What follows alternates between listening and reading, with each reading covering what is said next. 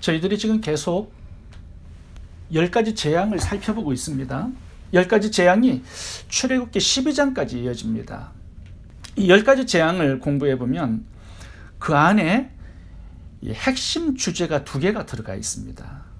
이 2가지 주제 때문에 지금 모세와 바로가 싸우고 있고요.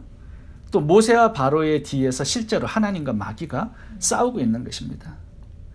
이 출애굽기 12장까지 나오는 이 긴 싸움의 주제는 무엇일까요? 그것이 바로 성도의 정체성입니다. 애굽에서 바로왕의 종이 되어서 국고성을 쌓는 것, 피라밋, 이 왕의 무덤을 쌓는 것이 구원받은 성도들의 해야 할 일이 아닙니다. 하나님의 백성들이 해야 할 일이 아니죠. 바로의 종으로 노예로 사는 것, 이게 백성들의 바른 정체성은 아니죠. 성도들의 인생 목적도 아닙니다. 그러니까 하나님께서 당신의 백성으로 만들어주신 그 정체성과 좀 다른 인생을 이스라엘 백성들이 애굽 땅에서 살아가고 있는 것입니다. 그러니까 하나님께서 이 10가지 재앙을 통해서 주시고자 하는 것이 뭐냐 하면 성도들의 바른 정체성입니다. 거기에 걸맞는 삶의 내용을 이제 선물로 주고 싶어 하셔서 이제 출애굽을 하려고 하시는 것입니다. 그래서 백성들이 행복한 인생, 또 가치 있고 의미 있는 인생을 살게 하시는 것이죠. 구원받은 하나님의 백성들의 정체성은 무엇일까요? 오늘 본문을 통해서 2가지로 살펴보겠습니다. 첫 번째, 성도의 정체성은 예배입니다. 하나님이 이스라엘 백성들을 지금 10가지 재앙을 통해서 출애굽시키려고 하는 목적이 굉장히 분명히 나와 있습니다.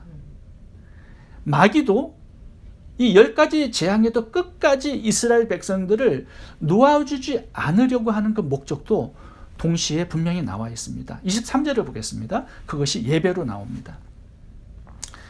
내가 내게 이르기를 내 아들을 놓아서 나를 섬기게 하라. 하여도 내가 놓기를 거절하니. 여기 보시면 하나님을 섬기게 하기 위해서 지금 출애굽을 시키려고 하는 것입니다. 이제 3장 18절부터 보시면 출애굽의 목적이 더 구체적으로 나오게 됩니다. 우리가 우리 하나님 여호와께 제사를 드리려 하오니 사흘 길쯤 광야로 가도록 허락하소서. 5장 1절 여호와께서 이렇게 말씀하시기를 내 백성을 보내라. 그러면 그들이 광야에서 내 앞에 절기를 지킬 것이니라. 전부 다 예배로 나오죠. 5장 3절도 읽어보겠습니다. 우리가 광야로 사흘 길쯤 가서 우리 하나님 여호와께 제사를 드리려 하오니 가도록 허락하소서. 지금 예배의 문제를 가지고 싸우고 있습니다. 하나님께서 출애굽하시려고 하는 목적은 예배이고요. 마귀가 백성들을 놓아주지 않으려고 하는 목적도 예배입니다. 5장 2절부터 읽어보겠습니다. 바로가 이르되 여호와가 누구이기에 내가 그의 목소리를 듣고 이스라엘을 보내겠느냐. 그들이 게으름으로 소리질러 이르기를 우리가 가서 우리 하나님께 제사를 드리자 하나니. 8장 27절도 보겠습니다. 우리가 사흘 길쯤 광야로 들어가서 우리 하나님 여호와께 제사를 드리되 우리에게 명령하시는 대로 하리 하나이다. 바로가 이르되 내가 너희를 보내리니 너희가 너희 하나님 여호와께 광야에서 제사를 드릴 것이나 너무 멀리 가지는 말라. 애굽 땅에서 예배 드리라는 거예요. 이제 타협판을 내놓는 것이죠. 근데 하나님의 명령은 뭡니까? 완전히 세상과 분리되어서 호렙산에서 하나님을 예배하라는 것이죠. 이 출애굽기 12장까지 이 긴 싸움이 이어집니다. 예배를 놓고 싸우고 있습니다. 장자의 재앙에서 이제 비로소 이 바로 왕이 항복하는데 그 항복의 끝이 뭐냐 하면 예배자가 되는 겁니다. 이스라엘 백성들이. 이스라엘 백성들은 출애굽해서 자유인이 되었습니다. 그래서 뭘 합니까? 예배를 드리는 겁니다. 이제 출애굽기 12장부터 나오는 게 뭐냐 하면 이스라엘 백성들이 예배하는 모습이 나옵니다. 성막을 짓죠? 제사장이 세워지죠? 예배자로 살아가는 모습이 이제 출애굽기 마지막까지 나오는 내용입니다. 그러니까 출애굽기 전체는 성도들의 정체성에 대한 메시지를 분명하게 던지고 있습니다. 너희는 어떻게 살아야 되겠느냐? 성도는 세상에서 분리되어서 하나님을 예배하는 사람이 되어야 한다는 것입니다. 이것이 하나님의 백성들의 정체성입니다. 우리를 예배하는 사람으로 구원하신 것입니다. 예배를 사모하는 마음이 우리 안에 있는가? 하나님을 찬양하고 경배하는 것이 우리에게 기쁨이 되는가? 그렇다면 출애굽한 하나님의 백성이 분명합니다. 예배자가 되었는가? 이것이 구원 이전과 구원 이후를 갈라놓는 굉장히 중요한 기준점입니다. 왜냐하면 출애굽의 목적이 분명하기 때문이죠. 예배입니다. 출애굽했다는 증거가 뭡니까? 예배자가 되었다라는 거죠. 누가 시켜서 억지로 예배하는 것이 아닙니다.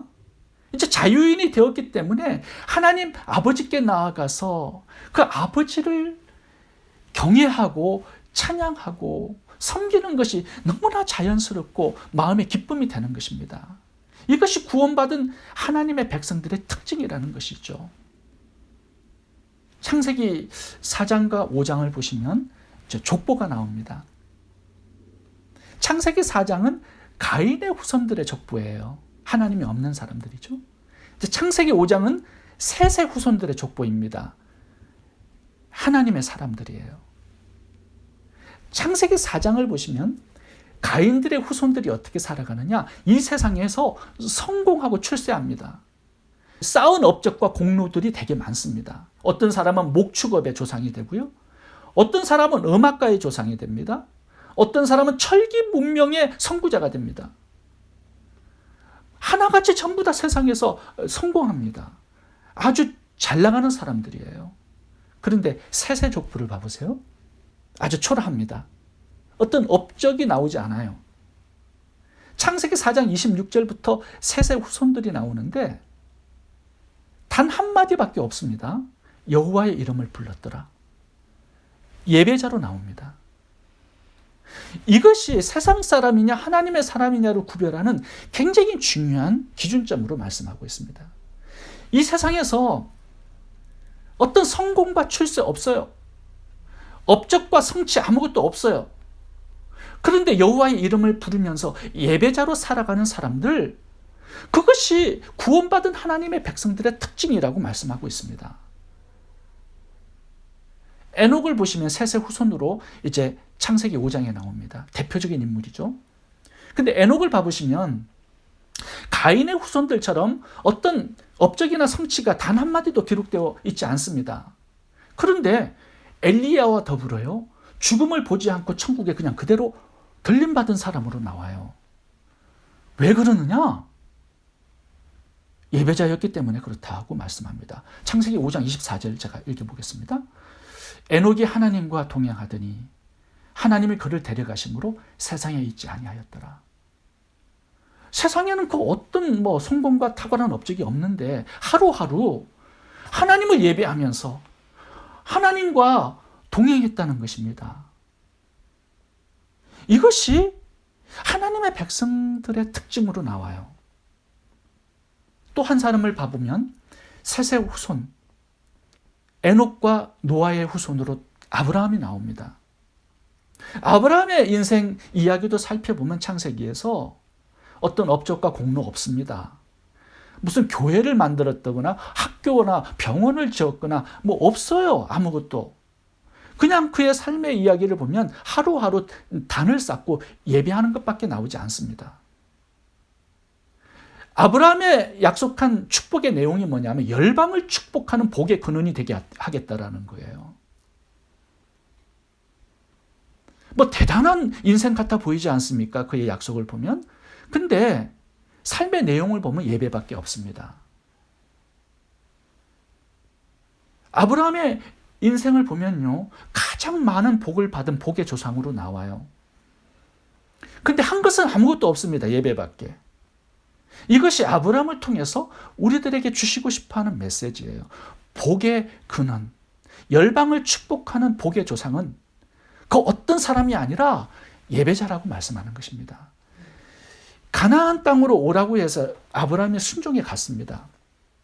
그런데 가나안 땅에 정착을 못해요. 그러니까 이리저리 떠돌아다니는 유목민으로 살아야 했습니다. 굉장히 힘들고 어려운 삶이었죠. 그럼에도 불구하고 아브라함은 예배에 집중합니다. 그것이 아브라함의 인생의 성공 요인이었어요. 창세기 12장 읽어보겠습니다. 내가 너로 큰 민족을 이루고 내게 복을 주어 내 이름을 창대하게 하리니 너는 복이 될지라. 여호와께서 아브라함에게 나타나여 이르시되 내가 이 땅을 내 자손에게 주리라 하신지라. 자기에게 나타나신 여호와께 그가 그곳에서 제단을 쌓고 거기서 베델 동쪽 산으로 옮겨 장막을 치니 서쪽은 베델이요 동쪽은 아이라. 그가 그곳에서 여호와께 제단을 쌓고 여호와의 이름을 부르더니 계속 이렇게 아브라함의 이야기가 이어지면서 제단을 쌓았다라는 것밖에 없습니다. 아브라함의 예배에 있어서 하이라이트는 뭡니까? 창세기 22장에 나오는 이상의 번제 사건입니다. 하나님을 그 어떤 것보다도 자신보다 더 소중한 이삭보다도 하나님을 더 사랑하고 높여드린 것입니다. 최상의 예배를 드린 거죠. 이렇게 살다 보니까 예수님의 조상도 되고요. 모든 열방을 축복하는 복의 조상이 되었다는 것입니다. 그가 중심에 예배가 있었습니다. 이것이 구원받은 성도들의 바른 정체성이라고 말씀하고 있습니다. 예배입니다. 아브라함이 그랬듯이 다윗도 예배밖에 한 것이 없어요. 아굴람 동굴에 숨어 살면서 새벽을 깨우면서 찬양하고 시를 적고 하나님을 경배한 것뿐이 없습니다. 근데 하나님께서는 점점 그의 인생을 강성하게 하셨고요. 이스라엘의 두 번째 왕으로 만들어 주셨습니다. 다윗의 중심에 있는 것이 무엇입니까? 예배입니다. 예배가 있는 삶을 하나님께서 함께 하셔서 축복해 주신다라고 말씀하고 있는 거죠. 요한복음 4장에 보시면 수가성 여인의 이야기가 나옵니다. 5번 결혼에 실패했어요. 얼마나 상처가 많았겠습니까? 근데 예수님께서 다른 사람들은 만나 주시지 않았는데 이 여인을 만나러 갑니다. 일부러. 수가성 우물가에서 이 여인이 나오기를 기다리셨습니다. 그러면서 대화가 이어지는데 이제 물로 대화가 이어지더니 나중에는 예배로 대화가 끝납니다. 수가성 여인이 물어요. 예수님, 어디서 예배해야 되죠? 예수님의 대답은 장소가 중요한 게 아니다. 하나님은 신령과 진리로 예배하는 자를 찾는다. 수가성 여인의 결론은 뭐냐 하면 물동이를 버려두고 수가성으로 들어가서 사람들을 예수님께 데리고 나옵니다. 구원의 통로, 생명의 통로, 축복의 통로로 인생이 끝났다라는 것을 결론으로 보고해 주는 것이죠. 왜 이렇게 이 여인이 바뀌었습니까? 어떻게 이 여인이 회복되었습니까? 예배에 대한 갈망이 수가성 여인의 마음속에 있었던 것입니다. 이렇게 예배를 갈망하고 사모하고 하나님을 찾고 경배하고 싶어하는 그런 사람들을 하나님께서는 하나님의 백성을 삼으시고 생명과 축복의 통로로 쓰신다라는 말씀을 하고 싶으시는 거죠. 구원의 목적을 잘 보여주는 성경 구절이 에베소서 1장 3절인데요. 한번 같이 읽어보도록 하겠습니다. 찬송하리로다. 하나님 곧 우리 주 예수 그리스도의 아버지께서 그리스도 안에서 하늘에 속한 모든 신령한 복으로 우리에게 주시되 곧 창세전에 그리스도 안에서 우리를 택하사 우리로 사랑 안에서 그 앞에 거룩하고 험이 없게 하시려고 그 기쁘신 뜻대로 우리를 예정하사 예수 그리스도로 말미암아 자기의 아들들이 되게 하셨으니 이는 그의 사랑하시는 자 안에서 우리에게 거저 주시는 바 그의 은혜의 영광을 찬미하게 하려는 것이라.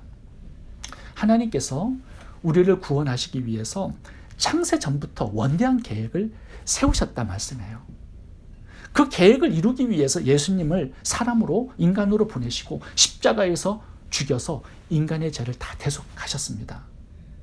이제 천국에 영생을 주시고 우리를 하나님 자녀로 삼아 주셨어요. 이게 신령한 복입니다. 그런데 우리를 구원하신 그 목적이 그냥 신령한 복을 주시기 위해서 그런 게 아니다라는 거예요. 궁극적인 다른 목적이 있습니다. 6절을 보겠습니다. 이는 그가 사랑하시는 자 안에서 우리에게 거저 주시는 바 그의 은혜의 영광을 찬송하게 하려는 것이라. 여기 보시면 이는 because 목적 구절이 나옵니다. 구원의 목적이 뭡니까? 신령한 복을 주시는 목적이 뭡니까? 하나님의 은혜의 영광을 찬송하게 하려는 것이라. 예배입니다. 예배. 이것이 구원을 주시는 목적이고 하나님 자녀 삼아주시는 목적이에요. 이것이 성도들의 정체성입니다. 예배자로 만드시는 거예요. 인생을 창조하신 목적도 예배입니다. 영광을 위해서 창조하셨어요. 하나님의 영광을 위해서. 그리고 죄와 사망에서 우리를 구원해 주신 목적도 동일합니다. 예배입니다. 성도들이 착각하지요. 내가 먼저 즐겁고 행복하고 그래야 예배고 뭐고 하는 것이지, 내 코가 석자인데 한가롭게 무슨 예배냐, 이렇게 생각하는 사람들이 많습니다. 이게 문제예요. 인생이 불행해지고 비극의 악순환 속에서 헤매는 원인이 바로 여기 있습니다. 예를 들어보죠. 여기 가전제품이 있습니다. 어떻게 사용하면 제일 좋을까요? 주인도 좋고 가전제품도 고장나지 않고 그러려면 매뉴얼대로 사용해야 합니다. 그 제품의 제작자가 작성해 놓은 매뉴얼대로 사용하면 오래오래 효과적으로 사용할 수가 있습니다. 우리 인간도 마찬가지예요. 하나님께서 창조하신 원래 목적대로 살면, 우리를 구원하시는 목적대로 살면 저절로 행복해집니다. 평안과 기쁨이 흘러 넘치는 인생 살게 되어 있습니다. 혹시 여러분 여러 가지 문제로 고민하는 분들이 있습니까? 나는 스스로 불행하다라고 생각하는 분들이 있습니까? 그 원인이 무엇인지 곰곰이 생각해 봐야 합니다. 뭐 이런저런 이유들이 있을 수 있겠지만 가장 근본적인 이유는 예배에 있습니다. 예배가 뭔지도 모르고 예배의 자리에서 떠나 있기 때문이죠. 예배를 드려도 형식적으로 죽은 예배가 되기 때문에 그런 것입니다. 여기서부터 인생이 얽히는 거예요. 기억해야 합니다. 예배를 회복하기 전까지는 성도는 절대로 행복할 수 없습니다. 예배 없이도 혹시 행복하다고 말하는 사람이 있다면 그거 진짜 행복이 아니라 잠시 세상 것으로 희낙락하고 있는 것입니다. 반대로 우리 아무리 세상에서 환난을 당해도 예배의 자리를 지키면, 예배의 끈을 놓지 않으면 결국은 하나님께서 복을 주시고 승리하는 인생, 행복한 인생이 되는 것입니다. 하나님 우리를 예배자로 부르셨습니다. 우리가 지금 구원받아서 영적인 생명을 가지고 있다면 반드시 예배에 대한 갈망이, 사모함이 있을 것입니다. 그게 없다면 지금 영적으로 병들었거나 죽은 것입니다. 성도들의 본질, 정체성은 예배하는 사람입니다. 이것을 잊지 마시기 바랍니다. 두 번째, 성도들의 정체성은 장자입니다. 22절을 읽겠습니다. 넌 바로에게 이르기를 여호와의 말씀에 이스라엘은 내 아들 장자라. 하나님께서 이스라엘 백성들을 내 아들 장자라고 부르고 있습니다. 또 하나의 정체성을 말씀하고 싶어서 그런 거예요. 보세요. 이스라엘을 only son, 독자라 부르지 않았습니다. 장자, first born으로 부르셔요. 장자라는 뜻은요, 많은 아들의 첫째라는 뜻입니다. 그러니까 장자라고 부르는 이유가 뭡니까? 둘째, 셋째, 다른 아들도 있을 것이라는 이것을 전제로 하시는 거죠. 다시 말하면 이스라엘에게 사명이 있다는 뜻입니다. 동생들을 만들어야 된다는 거예요. 이방인들에게 복음을 전해서 그들도 하나님의 백성이 되게끔 축복의 통로로 살라고 말씀하시는 거죠. 이게 그들에게 주신 또 하나의 정체성, 사명입니다. 하나님이 얻어야 할 또 다른 자녀들이 있다라는 것을 알려주시는 거죠. 너의 동생들이 있다, 이 뜻입니다. 하나님께서 이스라엘을 유일한 독자로 삼지 않고 장자로 삼아서 열방을 더 얻고 싶다라는 이 구원의 목적과 이스라엘 백성들의 정체성을 분명히 알려주고 있는 것입니다. 차자를 얻어야 하는 이 사명, 그것이 장자가 된 우리들의 소명입니다. 이스라엘 백성들은 그거 몰랐죠. 선민 사상에 빠져가지고 우리만 복주고 우리만 선택하셨다, 이렇게 생각한 것입니다. 이방인들은 부정하게 여겨서 접촉하고 밥 먹어도 부정해진다라고 아주 차갑게 싸늘하게 그들을 외면하고 살았습니다. 사명을 거절하고 사는 거죠. 그렇다면 우리들은 잘 알고 있을까요? 이 장자가 되었다라는 사명, 이 정체성? 지식적으로 모르는 사람은 없을 겁니다. 근데 실천하는 사람이 많지는 않습니다.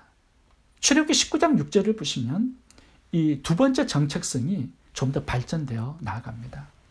19장 6절을 제가 읽겠습니다. 너희가 내게 대하여 제사장 나라가 되며 거룩한 백성이 되리라. 너는 이 말을 이스라엘 자손에게 전할지니라. 여기 보면 제사장이라는 단어가 나옵니다.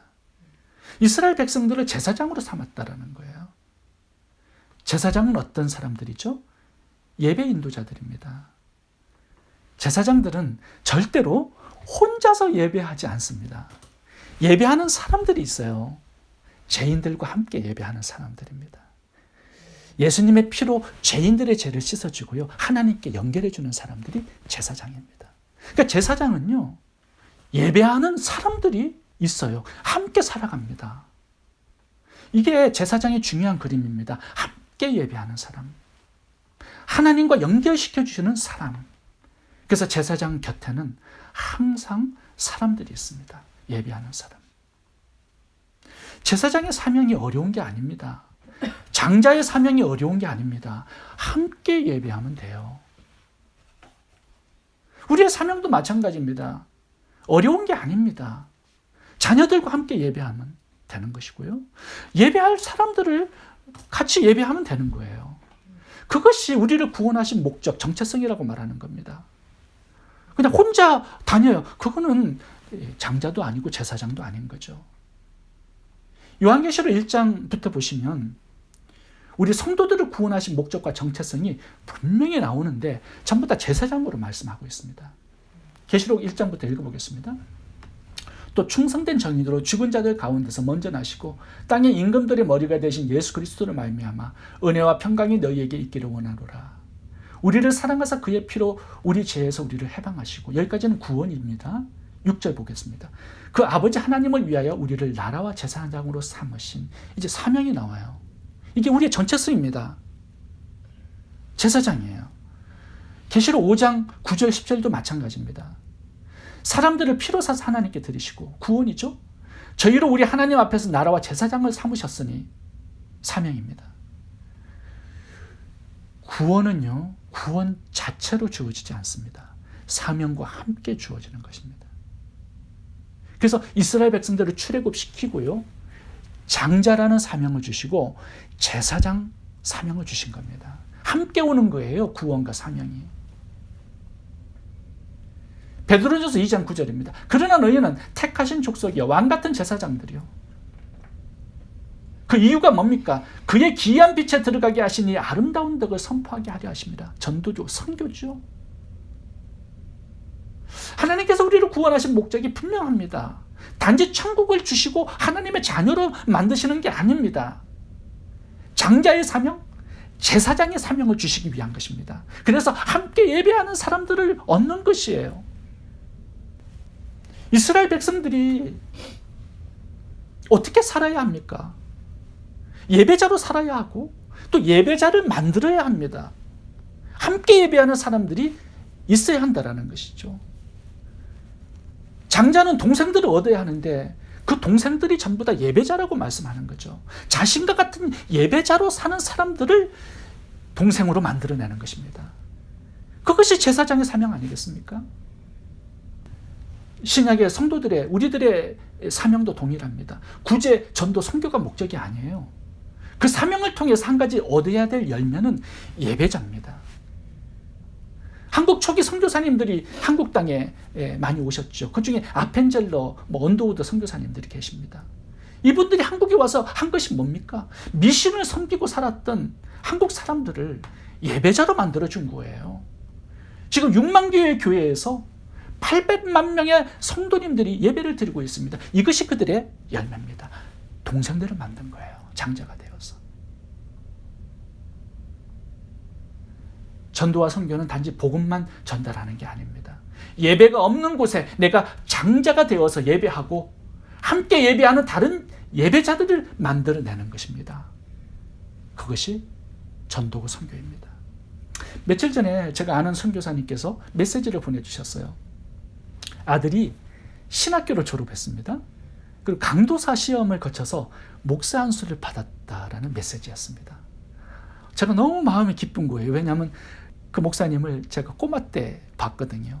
이제 30년이 세월이 지나서 목사로 안수를 받는 그 사진을 제게 보내주신 겁니다.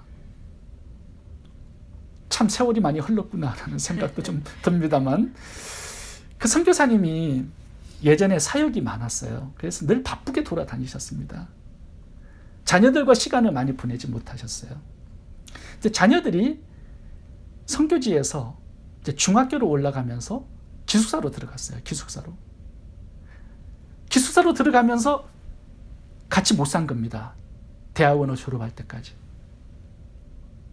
그러니까 부모님과 자녀들이 함께 있었던 시간은 12년밖에 없었습니다.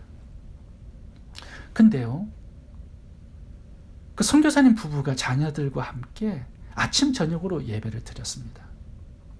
4명의 가족이 모여 앉아서 돌아가면서 말씀을 읽고요, 아버지가 말씀을 10분간 설교합니다. 어머니는 자녀들을 위해서 축복기도 해주고요, 자녀들은 부모님의 사역을 위해서 중보기도 해요. 그렇게 12년을 보냈습니다. 딸은 학교 선생이 되었고요, 아들은 신학교를 졸업하고 목사 안수를 받아서 함께 사역을 하고 있습니다. 저는 그 선교사님이 세상적으로 어떤 큰 업적과 큰 사역을 남기지 않았어도 자녀들을 예배자로 만들었다는 것이 하나님께서 보실 때 얼마나 큰 성공일까 생각해 보게 됩니다. 아브라함이 한 것은 이삭, 야곱, 요셉을 예배자로 만든 것밖에 없습니다. 함께 예배한 거 그것밖에 없죠. 근데 자녀들이, 손자들이 그 할아버지, 아버지의 예배의 모습을 보면서 예배자가 된 거예요. 이것이 장자의 사명, 제사장의 사명이라는 것입니다. 우리의 정체성이라는 거죠. 가장 위대한 인물 아브라함이죠. 예배자였습니다. 예배자를 만든 거였어요. 성도들의 정체성은 분명합니다. 예배자입니다. 그리고 장자입니다. 예배자로 살면서 또 다른 예배자를 만들어내는 것이 우리의 정체성이고 사명입니다. 예배자 그리고 장자. 하나님께서 이 두 가지의 정체성을 우리들에게 맡겨주셨습니다. 이 두 가지 정체성을 회복하면요, 우리는 이 세상에서 가장 복된 인생, 가장 성공적인 인생을 살게 될 것입니다. 참된 예배자가 되시고 또 다른 예배자를 만들어 예배 공동체를 세우는 장자의 사명을 잘 감당하는 저와 여러분 될 수 있기를 바랍니다. 기도하겠습니다. 좋으신 하나님, 저희들을 예배자로 장자로 불러주셨습니다. 이 정체성을 회복하고 행복하고 복된 인생 살게 해 주옵소서. 열방을 축복하는 복의 근원으로 사는 은혜가 저희 모두에게 있게 해 주옵소서. 오늘 특별히 침례를 받는 하리의 인생도 축복해 주시기를 원합니다.